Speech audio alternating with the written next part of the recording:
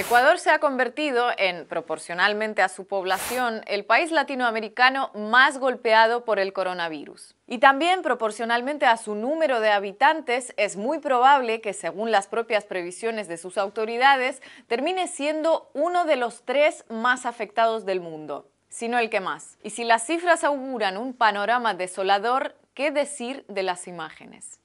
Mi hermano acaba de fallecer por un problema respiratorio. Y está aquí tirado fuera de la casa. Los estoy grabando.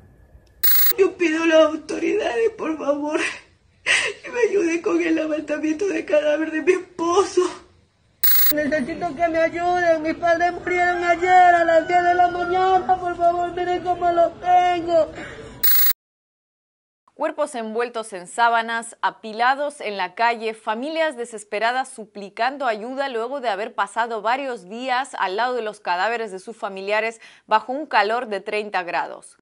Escenas más propias de un desastre natural que superan en crudeza a las que llegan de España, Italia o Estados Unidos, donde los muertos se cuentan por miles desde hace semanas. Pero, ¿cómo se llegó a esta situación? El primer caso detectado de COVID-19 en el Ecuador se registró el 29 de febrero en una mujer que regresó a Guayaquil desde España.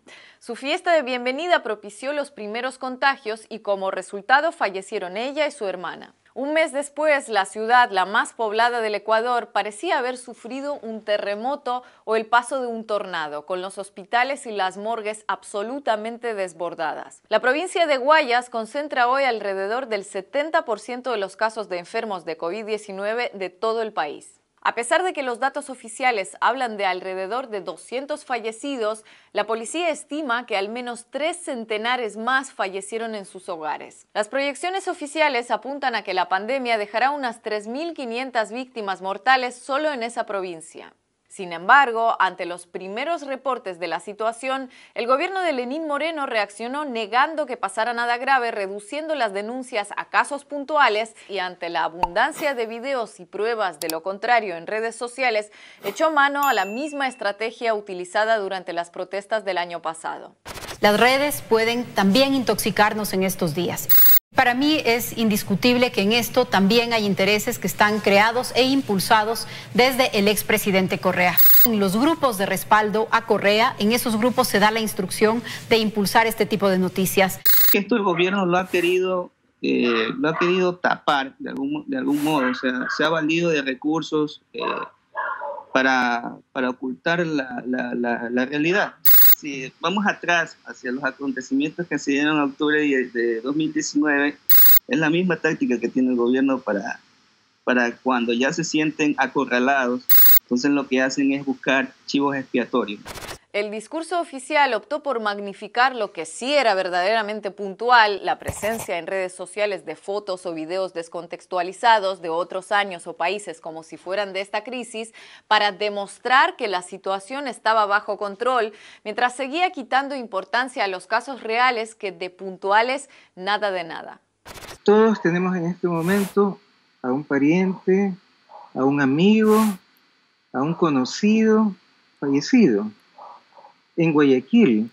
Es simplemente un dato pequeñito. Eso estadísticamente no se sustenta con la cantidad de fallecidos que oficialmente se siguen dando. Acá los datos no los sabemos por fuentes oficiales, lo sabemos porque nuestros amigos se mueren, nuestros parientes se mueren, nuestros conocidos se mueren. Entonces algunos periodistas y usuarios de redes sociales comenzaron a hacer el trabajo que no les debería haber correspondido a ellos: recopilar casos, contabilizarlos, llamar a las familias denunciantes y ya con todo procesado y comprobado, compartirlo. Empezamos a recibir datos en videos y audios de gente desesperada porque vayan a retirarle el cadáver. Y dije, esto está demasiado disperso, no podemos llegar a una dimensión si no hacemos algo.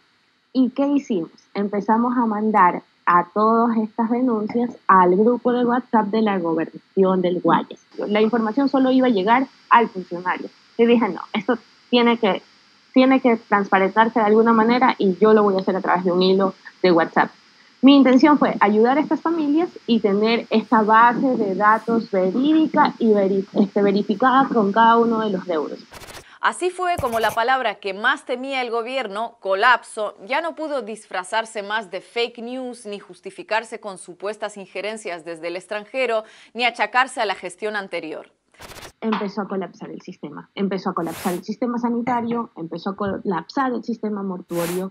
Como la autoridad no tiene el aparataje adecuado para una emergencia de este tipo, se demoran hasta 5 días en recoger un cadáver y la gente se vuelve loca. Imagínate el dolor ya de haber perdido un pariente y pues tener que sacar el cadáver al patio de la casa porque ya no lo puedes tener dentro. En algunos casos, en otros pasa días en una habitación con la casa apestando a difunto.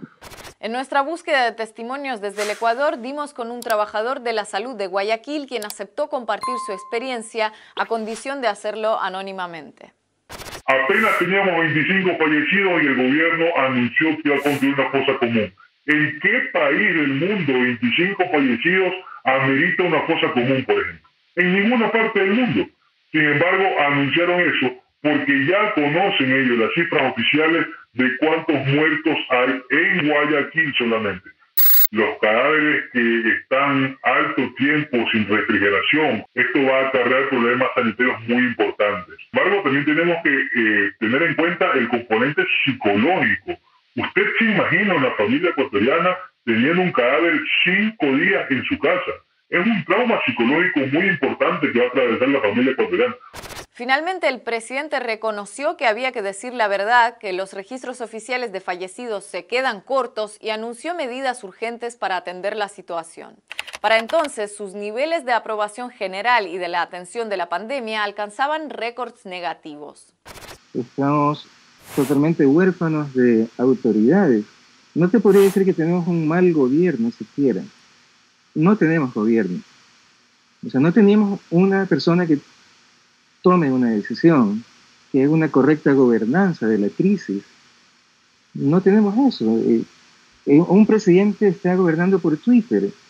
Al comienzo de este video nos preguntábamos cómo se llegó a esta situación. Y aunque como primera fecha mencionamos finales de febrero, cuando el virus se hizo oficialmente presente en el Ecuador, lo cierto es que para entender por qué se produjo este colapso hay que remontarse más atrás. Después de años de continuo aumento interanual, durante el gobierno de Lenín Moreno se produjo la primera reducción presupuestaria en salud en más de una década. Pese a las advertencias de la OMS frente a una posible pandemia, el gobierno continuó el proceso de despidos y precarización laboral para cumplir sus obligaciones con el Fondo Monetario Internacional. No contamos con los respiradores suficientes para salvar la vida de los pacientes, no contamos con tantas camas disponibles en UCI. Tenemos en muchas ocasiones que esperar que un paciente fallezca, un paciente muera, para poder utilizar esa cama, para poder utilizar ese respirador, ese ventilador en otra persona. A finales de 2019, el Ejecutivo dio por terminado el convenio de asistencia sanitaria que mantenía con Cuba, lo que supuso la salida del país de unos 400 médicos cubanos. Y en medio de la emergencia sanitaria por el coronavirus, el ministro de Finanzas anunció el pago de $320 millones como parte de la deuda externa con el FMI. Fue en esos mismos días cuando la ministra de Salud renunció, aduciendo que no podía enfrentarse una emergencia sin recursos. Hay un excedente extraordinario de pacientes y es lo que estamos viendo ahorita. Pacientes que no tienen cama, pacientes que no tienen oxígeno y que a veces los médicos tratamos de hacer un esfuerzo sobrehumano para mantenerlos con vida, pero lastimosamente no podemos cumplir nuestro cometido porque nos hace falta muchos insumos. Y para añadir más dramatismo a una emergencia ya de por sí dramática, decenas de los infectados por coronavirus son personal sanitario. Es mentira lo que señalan algunas autoridades como el Viceministro de Salud, que todos los profesionales tienen sus equipos de protección. Eso es una mentira.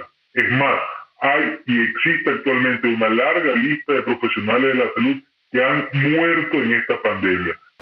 Y es absolutamente real que se eliminaron puestos de trabajo incluso en el sector de la salud. O sea, el sector de la salud está únicamente en este momento con las infraestructuras. Pero esa infraestructura no va a servir si no hay el personal, si no hay el presupuesto para enfrentar eso. Nunca se les ocurrió, pues, con ese discurso de reducir el tamaño del Estado, No se les ha ocurrido que justamente mientras está en eso iba a venir una pandemia que requiere recursos justamente del Estado. Aunque todo esto no ha hecho sino empezar, si el desesperado caso de Ecuador nos deja alguna enseñanza, es que no solo importan las medidas que se toman frente a la llegada de una pandemia, sino que igual de críticas, o tal vez más, son las que se habían tomado antes.